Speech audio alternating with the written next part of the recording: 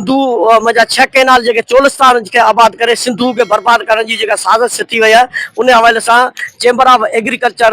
सिंध जे सदर से ज़ैनुल आबिदीन शाह जे अॻुवाणी में हैदराबाद प्रेस क्लब जेका वॾो एहतजाजी मुज़ाहिरो पियो वञे सिंधु जे केनालनि ख़िलाफ़ जेको ही पहिरियों ज़मींदारनि जो एहतजाज आहे सिंध में जेको हैदराबाद प्रेस क्लब जे अॻियां एहतजाजी मुज़ाहिरो पियो कयो वञे। हलूं था प्रेस क्लब हैदराबाद जे अॻियां।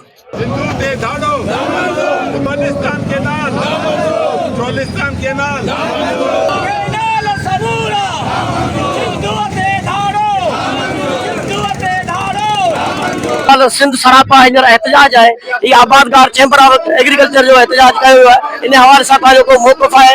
ही जेके स्कीम है ये पांजी फेडरेशन के खिलाफ है। अगे सिंध में पानी खोट लगी पई है पानी स्केस है हींअर हालत ॾिसो रबी सीजन हर सीजन में हींअर जेको आहे असां वॾी मुश्किलात में आहियूं। असां इन केनाल स्कीम के रिजेक्ट कयूं था ही फेडरेशन खिलाफ है पाकिस्तान दुश्मन स्कीम है असीं जेको आहियो सो इहो मुतालबो कयूं था फेडरल गवर्नमेंट खे कि इहो प्रोग्राम रिवाइज कनि। ही जेको आहे इहो सिंधु दरिया जो सिर्फ़ु सिंधियुनि जो हक़ आहे सिंध देश जो हक़ आहे ऐं असां जेसिताईं इहो कमु स्टॉप नथा कनि असां बीठा हूंदासीं एहतजाज कंदासीं। 6 केनालनि जे मामले ते पूरी सिंध सराप एहतजाज है हर माण्हू एहतजाज पियो करे। 19 मार्च है अॼु जी सूरत हालियात पाकिस्तान में 67 सैकड़ो पानी की खोट है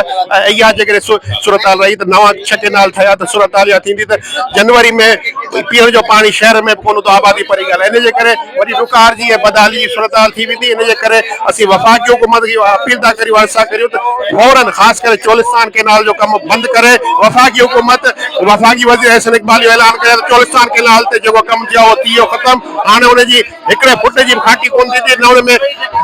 केनाल ठहंदो न हुन में पाणी वाहियो वेंदो। जेकॾहिं इहो सिलसिलो हलियो त सिंध जो ज़मीन गैराबाद थींदियूं पर सिंध जो माण्हू पीअण जे पाणी जी फिकी वेंदो हलियो। सिंधु ते केनाल निकिरनि पिया ये सिंधु ते केनाल निकिरनि था माना सिंधु ख़त्म तो कराची जो पानी बंद हैदराबाद जो पानी बंद ज़राअत भी खत्म वो 5 करोड़ सिंधी आहिनि वो माछड़ी करे वेठा हुजनि पंहिंजे घर तो जैसी सिंधियुनि जे दम में दम आहे साह आहे 5 करोड़ सिंधी चेहरा आहिनि रत उन्हनि जो गर्दिश करे पियो कोन ठहंदा न ठहण ॾींदासीं इंशाअल्लाह। अगर सिंधु ते गैर कानूनी केनाल अॾिया विया असीं इन ते पुरज़ोर एहतजाज कंदासीं। असांजे फसलुनि जी ॻाल्हि कान्हे पर असांजे नसलुनि जी ॻाल्हि आहे। पानी रुगो फसलुनि में कोन थो खपे माण्हू आबी हयात हर माण्हू जी पानी ज़रूरत है ऐं पानी तव्हां आहे ई कोन ऐं मार्च महीने में ही सूरत हाल है तव्हांखे ख़बर त आबादगार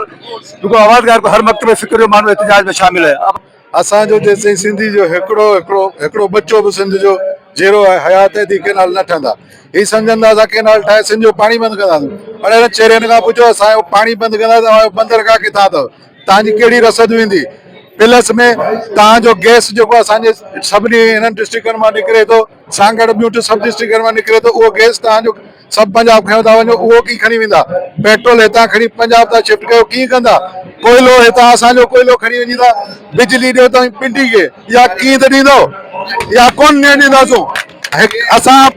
कतई केनाल ठहण कोन ॾींदासीं। हाणे ईदल नस्ल जी बका आहे असांजो ईदल नस्ल खे माना चिपियो पियो वञे ही सिंध सॼी जो मसइलो आहे जेके सिंध में रहंदा सभु सिंधी आहिनि। असीं हिकु ईद खां पोइ असीं ऐलान कंदा त पहिरीं असीं हिन शरावत में चऊं था त पंहिंजो मनसूबो वापसि वठनि न त ॿी सूरत में ईद खां पोइ दमादम मस्त कलंदर थींदी भले असीं 2 लख माण्हू क़ुर्बानी ॾिसे सिंध जा असीं ॾींदासीं पर पाणी कोन ॾींदासीं।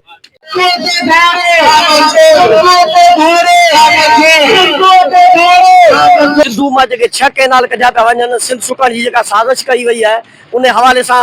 हैदराबाद प्रेस क्लब जे अॻियां सिंध जे आबादगारनि सिंध जे हारियुनि सिंध जे मज़दूरनि पोरियतनि माना ही सिंध जे ज़मींदारनि पारां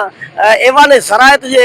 सॾ ते जेको प्रेसिडेंट आहे चैंबर ऑफ एग्रीकल्चर जो सिंध जो सदर सैयद ज़ैनुल आबिदीन शाह उन जी अॻुवाणी में